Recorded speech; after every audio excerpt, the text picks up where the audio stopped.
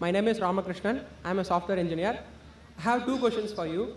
The first is, what does Islam say about donating organs after death? Is it okay or is it prohibited? Second question is, what does Islam say about atheists? That's it. The brother has two questions. I think non-Muslims are one they're asking two, no problem. The first question is, what does Islam say about donating organs? Second question is about atheists. As far as the first question is concerned, what does Islam say about donating organs? There's no direct verse in the Quran or any Sahih Hadith which says whether organs can be donated or not. But there are various conferences that have held in Saudi Arabia, in Malaysia, and various different parts of the world. And the scholars have come to a common consensus that if three things are fulfilled, then organs can be donated. Number one, the person who requires an organ, but natural, it should be a major benefit to his health. He can receive organ as long as it's a benefit or saves his life. Point number two, the person donating the organ, after he donates the organ, it should not be a major loss to his health. For example, if I donate my heart, I will die. So I can't donate my heart. But the doctors say that out of 2 kidneys present, a person can even survive with 1 kidney. So if my mother has a kidney failure, both the kidneys have failed, I can very well donate my 1 kidney to my mother, even she lives, even I live. But naturally, after a person dies, if he wants to donate any other organ, that is permissible. But if he's alive, he should not donate any part of the body which will cause a major damage to his health or a loss of life. And the third criteria is, it should not be for money. No one should sell organ. If all these 3 conditions are fulfilled, then organ donation very well can be done. As far as the second question is concerned, what does Islam have to say about atheists? As far as I'm concerned, whenever I meet an atheist, are you an atheist, brother? He said no. Whenever I meet an atheist, the first thing I do is I congratulate that atheist. People may wonder that why is Zakir congratulating atheists? The reason I'm congratulating atheists is because most of the human beings, they usually do blind belief.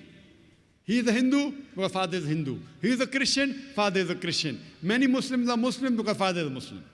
Now this atheist, he's thinking. He may be coming from a religious background. His father may be pious.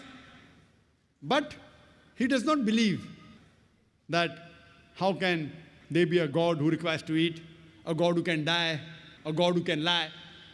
So the reason I congratulate the atheist is because he has said the first part of the Islamic Shahada, Islamic creed, La ilaha, that there is no God. The only thing I have to do is illallah, but Allah, which I shall do inshallah. So half my job is done. To a non-Muslim who believes in some other God, first I have to prove to him that the God he's worshipping is wrong. And after I prove to him that the God he's worshipping is wrong, then I have to prove to him about the correct God. Here, the atheist, half my job is done. He already agrees in the first part of the Islamic Shahada, La ilaha, there is no God. The only thing I have to do is illallah, which I shall do inshallah. The first question asked to the atheist is that, what is the definition of God? If anyone says there is no God, to say there is no God, he should know the definition of God. If he does not know the definition of God, he cannot say there is no God. For example, if I say this is a pen, is this a pen? No. It's a book. To say this is not a pen, you should know the definition of pen. Some people say, no, Zakir, I know this is a book, so I can say it's not a pen. I said, no. If you know the definition of pen, I will say, is this a kitab?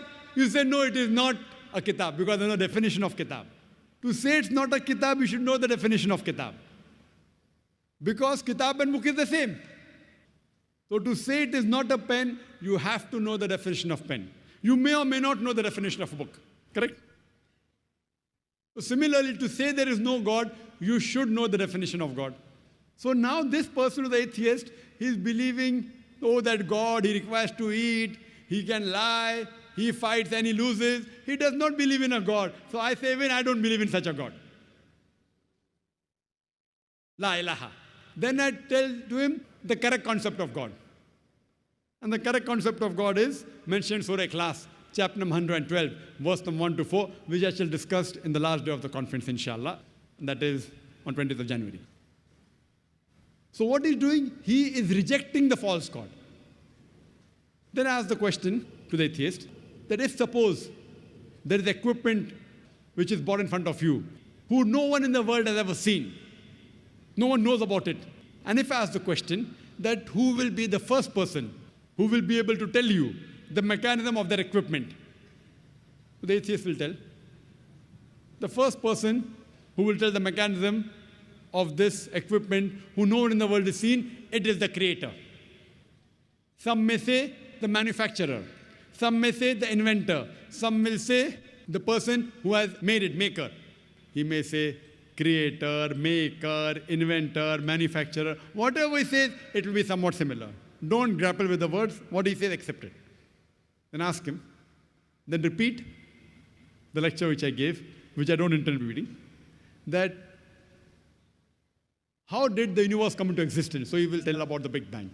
Then I'll tell him that when did you come to know? He will tell you in 1973, yesterday in science, 30 years back, 40 years back. I will say, what you are talking about the Big Bang you came to know 30 years back is mentioned in the Quran 1400 years ago. Who could have mentioned it? He will say, maybe it's a fluke. Don't argue with him. Continue. What is the shape of the earth? He will tell you, previously people thought it's flat, now we know it's spherical. When did you come to know? He will tell you 1577, when Sir Francis Drake sailed around the earth. When? 300 years back, 400 years back, 450 years back. The Quran mentions 1400 years ago. Who could have mentioned it? He will say, oh, maybe your Prophet Muhammad, peace be upon him, he was an intelligent man. Don't argue, continue. Light of the moon, is its own light or reflected light? He will tell you, previously we thought light of the moon was its own light. Recently we have come to know a couple of 100 years back, it's reflected light. It's mentioned in the Quran, Surah Furqan, chapter 25, verse 61. Light of the moon is reflected 14 years back. Who could have mentioned it? Now we'll pause. Don't wait for the answer. Continue. In school, I was taught that the sun was stationary. It did not rotate about its axis. You'll have, is that mentioned in the Quran? I said, no, that's what I learned in school. But the Quran says the sun and the moon rotate, which we have come to know recently. In school, 25 years back, I was told the sun did not rotate. The Quran says 14 years back that the sun rotates, which science has discovered today. Who could have mentioned that? There'll be a pause. Don't wait for the reply. Continue. So all the scientific things I mentioned in my talk, after each scientific fact, ask him who could have mentioned it before. And finally, he will tell the creator, the manufacturer, the inventor, the maker. This creator, this manufacturer, this producer, this inventor, we in Islam call as Allah. That's the reason today science is not eliminating God, La ilaha, it is eliminating models of God, illallah. Therefore, Sir Francis Bacon, a very famous philosopher, he said that little knowledge of science makes you an atheist, in-depth knowledge of science makes you a believer in God. So, with this help of this lecture, Quran, Modern Science, you can prove the existence of God scientifically. Hope that answers the question.